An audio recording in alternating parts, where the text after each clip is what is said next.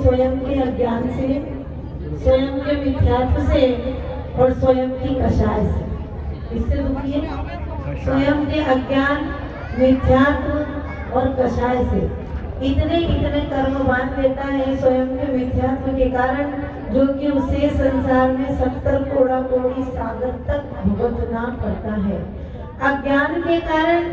और कषाय क्रोध, मान, माया, लोभ।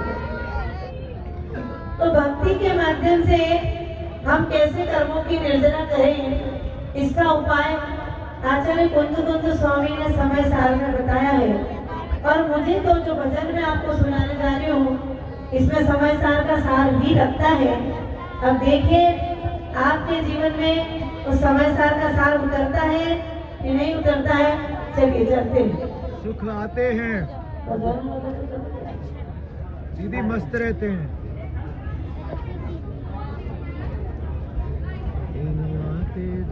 देखिए जब तक आपके जीवन में समय सार का सार उतरे, तब तक हम कुछ ऐसी बात कर लेते हैं जो हमारे काम की है ना। कितने कितने कर्म बांधते हैं आप लोग संसार में। कर्म कितने होते हैं? कितने होते हैं? 8 कर्म होते हैं। ज्ञानावरणी, दर्शनावरणी, मोहनी, अंतराय, ये 4 तो घातिया कर्म है। आयु, नाम, गोत्र और वेदनी, ठीक है, ये 4 अघातिया कर्म हैं। कहते हैं कि भगवान एक ही होते हैं, भगवान एक नहीं होते। यहाँ बैठे जितने भी लोग हैं, सब में भगवान बनने की क्षमता है। देखो अनंतानंत सिद्ध परमेष्टि हुए ना, आकृति दिख रही है आपको, तो अनंतानंत सिद्ध परमेष्टि हुए, ऐसे आप लोगों में भी भगवान बनने की क्षमता है। लेकिन भगवान बनने की क्षमता को छोड़कर क्या कहते हैं, नहीं नहीं मेरी इतनी क्षमता नहीं है, इससे ज्यादा आगे हम धर्म कर नहीं सकते। तो ऐसा नहीं होता।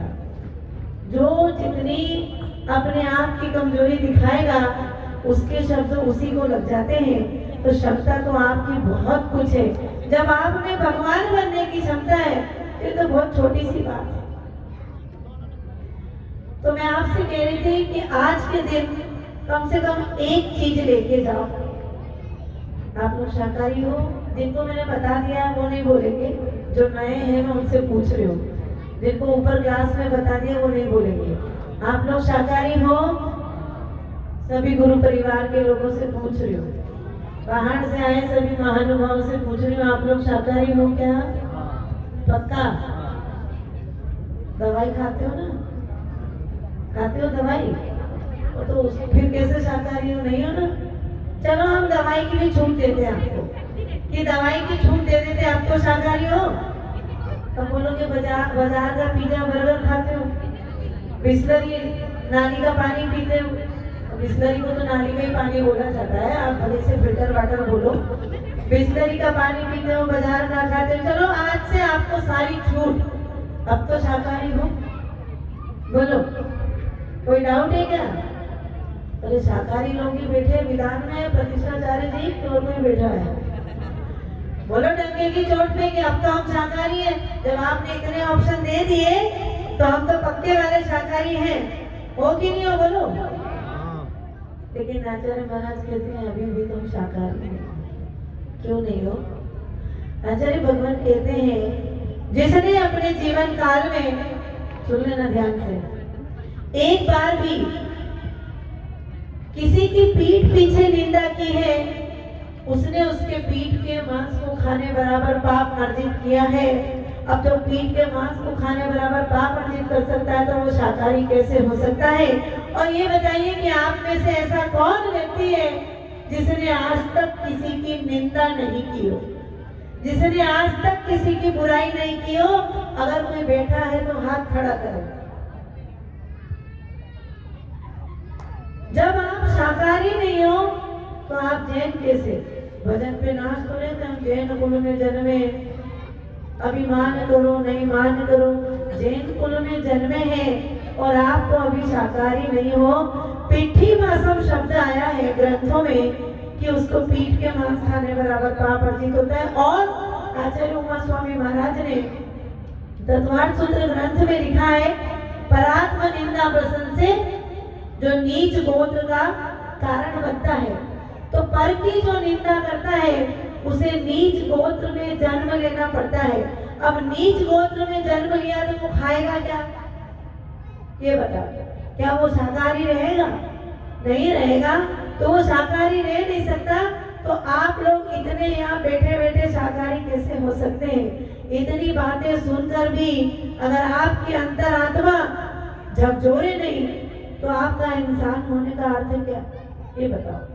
कानों में अच्छा लगता है कि कितनी अच्छी भक्ति कर रहे हैं, कितने अच्छे लोग हैं, बाहर के बहुत अच्छे लोग हैं, ग्वालियर के बहुत अच्छे लोग हैं, लेकिन जब बताया जाता है कि ये आपकी कमी है, बोलो क्या आप निंदा करना छोड़ सकते हो? है किसी में दम?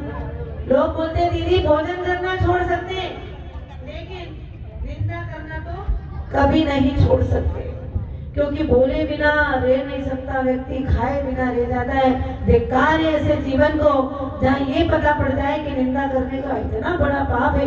निंदा करने से आज घर घर अलग हो रहे, निंदा करने से आज भाई भाई अलग हो रहे, निंदा करने से आज पूरा परिवार समाज सब टूट रहा है। और जैन छोटे से रह गए, थोड़े से रह गए, और उसमें भी अपने आप में खुशी मना रहे, क्योंकि सारी जड़ ही है ये। और आचार्य भगवान तो ये कहते हैं अगर निंदा करना सही है तो फिर सामने जाके बोलो ना। निंदा पीठ पीछे की जा रही है, इसका मतलब आप गलत हो, कहीं ना कहीं से आप गलत हो, इसीलिए तो पीठ पीछे बोल रहे हैं। अगर आप में दम है और आपकी बात सत्य है तो मुंह के सामने जाके बोलो। अब कई लोग तो ऐसे दादा आदमी यहाँ देखते हैं, मुंह के सामने जाके बोलते हैं। दादागिरी करने का अर्थ ये नहीं है, ये दादागिरी करने को नहीं कहा जा रहा है। तो कम से कम साल के अंतिम दिन में हम इतनी सी चीज लेके जाएं कि हम निंदा नहीं करेंगे किसी की भी। बोलो हो सकता है क्या सबके पेट की पाचन शक्ति खराब हो जाएगी, क्योंकि भोजन पचता ही उससे, निंदा पुराण से।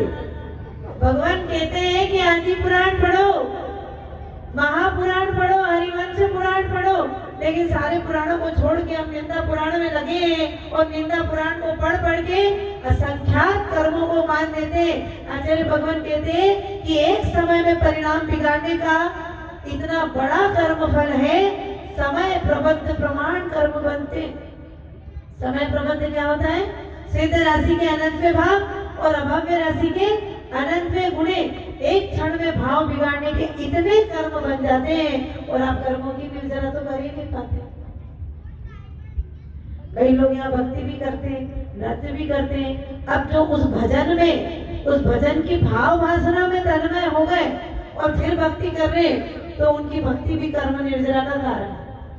लेकिन उस भजन की तर्ज में अगर गुम हो गए और वो तर्ज का गाना याद आ गया, तो उनकी भक्ति भी कर्म बंध का कारण बन जाती है।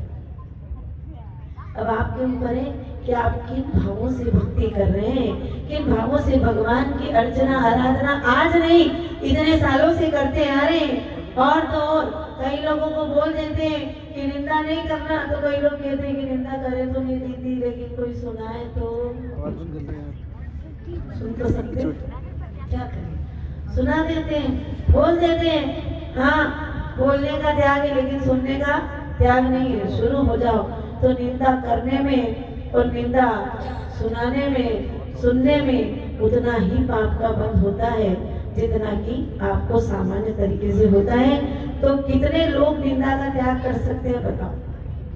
आजीवन तो आप क्या कर पाओगे, लेकिन पुराने साल से लगा के तो नए साल तक, एक साल का नियम हो जाएगा आपका कल तक, यानी 24 घंटे हम देव शास्त्र गुरु की साक्षी में संकल्प लेते हैं कि हम किसी की भी निंदा बोलो नहीं करेंगे।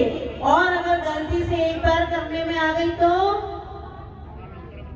9 बार नमोकार मंत्र पढ़ लेना प्रायश्चित के स्वरूप में, चलेगा? बहुत सस्ता प्रायश्चित है। और 2 विधान में भी निंदा कर लेते हैं। बैठे बैठे अगर बाजू में बैठे और कोई नई बहू आ गई तो धीरे से, ये निंदा है, ये भी निंदा है। देख सामने वाले को, और कोई भक्ति करेगा तो उसको देख के क्या ना जरा उठपटांग देखो तो सही, उसमें भी बोलते हैं। तो हर जगह आपके भावों की प्रणाली कहाँ जा रही है आप देखो। आप पल पल कर्म की निर्जरा कर रहे हैं या आप पल पल कर्मों का बंद कर रहे हैं। सब कुछ साथ में बैठे, एक दूसरे के साथ में बैठे, लेकिन बात करने की फुर्सत नहीं, क्योंकि सबकी गर्दन झुकी हुई है अपने मोबाइल में, और मोबाइल में देखते जा रहे, सुनते जा रहे, उसके बाद भी मोबाइल देखते जा रहे। लेकिन भगवान के सामने झुकने को बोलेंगे तो गर्दन नहीं झुकेगी, ऐसे नमस्कार करेंगे जैसे कि कोई लठ मार, ये वाला हिस्सा, ये वाले हिस्से से नमस्कार नहीं करेंगे। तो आचार्य भगवान कहते हैं आपके कर्म बंध जाते हैं। तो आज आप इतना ही संकल्प कर लो कि 24 घंटे में हम किसी की निंदा नहीं करेंगे। एक बार करी तो 9 बार नमोकार मंत्र, 2 बार करी तो 27 बार नमोकार मंत्र, 3 बार की तो सीधी एक माला फेर लेना, और अगर चौथी बार करने में आ जाए तो अपने आप के नाम के आगे से जैन हटा देना। ठीक है, मंजूर है? बोलो किसको किसको ये संकल्प मंजूर है? 3 बार की छूट दे दी। महिलाओं को तो विशेष देखना पड़ता है, अभी तो पुरुषों की भी बलिहारी है। आजकल मैंने सुना कि समाचार पत्र पहले महिलाएं हुआ करती थी, लेकिन अब तो पुरुष वर्ग भी समाचार पत्र की कोटि में आ गए। जरा हाथ खड़ा करो, क्या माता जी के ऐसे भक्त हो, ऐसे कच्चे पक्के? हाथ खड़ा करो कि हम 24 घंटे किसी की भी निंदा, बोलो जोर से, नहीं करेंगे, जोर से बोलो, और जोर से बोलो, नहीं करेंगे, और जोर से बोलो, नहीं करेंगे, और कर ली तो 3 बार की छूट है, चौथी बार